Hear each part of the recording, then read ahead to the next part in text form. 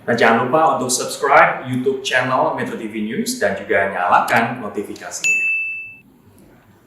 Pemirsa, lantas sejauh mana efektivitas pelaksanaan inspeksi mendadak atau sidak serta razia yang dilakukan oleh pemerintah Provinsi DKI Jakarta guna memutus mata rantai penyebaran COVID-19 di wilayah ibu kota Jakarta? Untuk membahasnya lebih lanjut sudah bergabung bersama kami melalui sambungan telepon ada Kepala Satpol PP DKI Jakarta Arifin. Selamat sore Pak Arifin.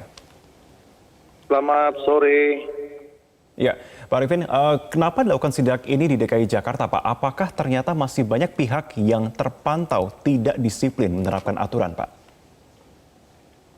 Sidak terhadap beberapa tempat yang menjadi kerumunan ataupun keramaian orang. Kita lakukan bukan hanya di tempat-tempat restoran, kafe, dan sebagainya, tetapi juga di beberapa tempat-tempat fasilitas umum lainnya, apakah itu di tempat rekreasi dan sebagainya. Termasuk juga kegiatan operasi berkenaan dengan tertib penggunaan masker.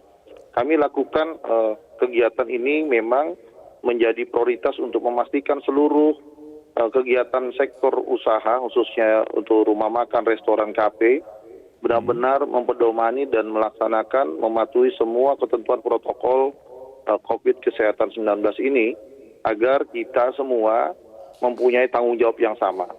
Ya, karena memang telah dikeluarkan ketentuan peraturan gubernur nomor 79 tahun 2020 yang mengatur tentang beberapa persyaratan protokol kesehatan yang harus dipatuhi oleh seluruh pelaku usaha. Baik, Pak Arifin, dari hasil sidak tadi malam di kawasan Zinawi, Jakarta Selatan, apakah ditemukan banyak, Pak, kafe yang ternyata masih melanggar dari peraturan yang sudah ditentukan? Iya, yang pertama saya ingin sampaikan terima kasih untuk beberapa tempat-tempat usaha, restoran, kafe, rumah makan yang menjalankan semua ketentuan protokol kesehatan. Yang utamanya yang pertama adalah pemeriksaan suhu tubuh. Setiap seluruh pengunjung yang akan masuk itu harus dilakukan pengecekan suhu tubuh. Kemudian yang kedua, memastikan di tempat kita ini adanya tempat cuci tangan, ya, wastafel. Kemudian juga yang berikutnya, seluruh pengunjung maupun pelaku usaha yang ada di sana juga wajib menggunakan masker. Dan yang tidak kalah pentingnya adalah membatasi kapasitas. Kapasitas yang ada di sana itu tidak boleh melebihi dari 50%. Nah, ketentuan 50% ini tentunya juga mengatur tentang jarak, ya, physical distancing, sehingga tidak menimbulkan jarak yang terlalu berdekatan. Nah, ini juga membahayakan terjadinya penularan. Iya.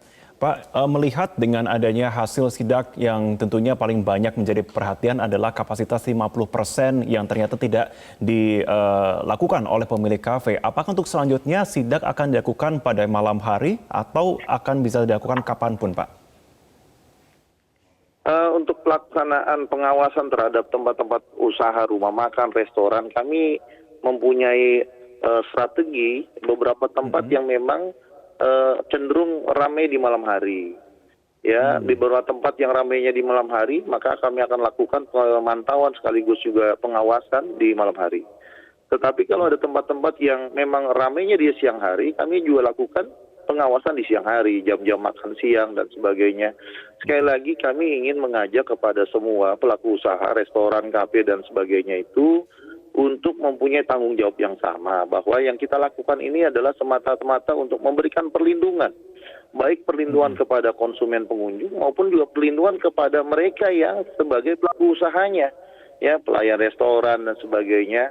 Kalau sudah tertular, penularan COVID merebak di sana, kan juga akan dirasakan bagaimana tidak enaknya menjadi penderita COVID. Jadi sekali lagi, kami akan lakukan penindakan secara tegas kepada semua tempat-tempat usaha yang tidak patuh, tidak disiplin terhadap ketentuan protokol kesehatan. Oke, ada laporan, Pak, di lokasi mana lagi selain restoran dan kafe yang menjadi lokasi potensial warga untuk berkerumun?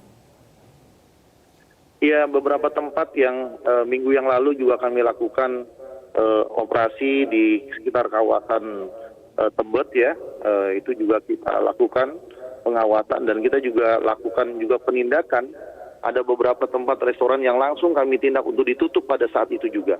Karena memang kewenangan yang diberikan kepada Satpol PP dalam hal melakukan pengawasan dan memastikan protokol kesehatan itu dipatuhi, bahwa apabila melanggar restoran, rumah makan atau sejenisnya hanya diberikan batas waktu 1-2 jam untuk dilakukan ditutup pada saat itu juga. Ya, ditutup untuk 1 kali 24 jam, kemudian pengelola rumah makan untuk melengkapi, menyempurnakan, kemudian menyiapkan semua ketentuan protokol kesehatan. Apabila masih dilakukan pelanggaran, maka ada sanksi yang akan dikenakan, yaitu berupa sanksi denda. Sanksi dendanya lebih kurang 50 juta. Nah, kita tidak ingin mengedepankan sanksi denda dan lain sebagainya. Tetapi alangkah baiknya semua kita punya tanggung jawab yang sama untuk mengedepankan pentingnya kesehatan untuk semua. Baik. Pak, kami konfirmasi jika kami boleh mengetahui hingga saat ini sudah berapa besar sanksi denda yang terkumpul? Iya, sebenarnya tidak terlalu penting mengenai sanksi denda ini karena tujuan kami melakukan penindakan dan juga pendisiplinan bukan mengejar sanksi dendanya, tidak. Tetapi karena memang itu diatur di dalam peraturan gubernur dan ada beberapa pengenaan sanksi denda kepada perorangan, yaitu mereka yang melanggar masker tentunya, mereka bisa memilih sanksi denda ataukah dengan sanksi kerja sosial. Nah, untuk total keseluruhan, sanksi denda untuk masker itu justru lebih kurang hampir 2,1 miliar. Ya, warga kita atau mereka yang beraktivitas di Jakarta yang terkena sanksi denda mencapai 139.201 orang. Ya, kemudian dibayarkan dendanya hampir 2,1 miliar. Dan secara total keseluruhan beberapa pelanggaran di tempat-tempat fasilitas umum, kemudian kegiatan sosial budaya dan lain-lain, keseluruhannya sudah dibayarkan dendanya 4 miliar lebih. Baik. Pak Arifin, kami harapkan semoga memang dengan adanya sidak ini juga bisa menjadi sebuah wake up call tentunya bagi setiap elemen masyarakat untuk bisa bersama-sama kooperatif bisa menanggulangi dari COVID-19 ini. Terima kasih Pak Arifin sudah bergabung bersama kami dalam COVID-19 Update. Selamat sore.